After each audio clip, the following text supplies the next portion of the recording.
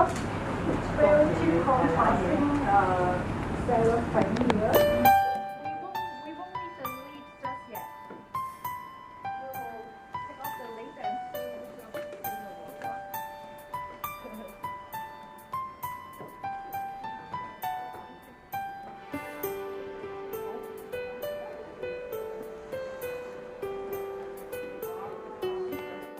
So you can put that in the bathroom. I noticed this the pot is for another arrangement. You can put this back in your bucket, the black bucket.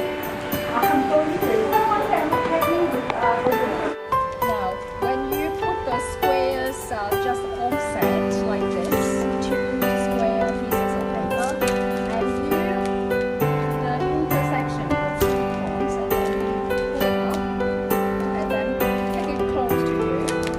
This is what my mentor taught me when I first started. And then you just scrunch it. You can scrunch it whatever way you like, or you can make it really nice. Oh, and then put a rubber band. I've got plenty of this big rubber band, so that it won't move. That is a trick. That is very scientific.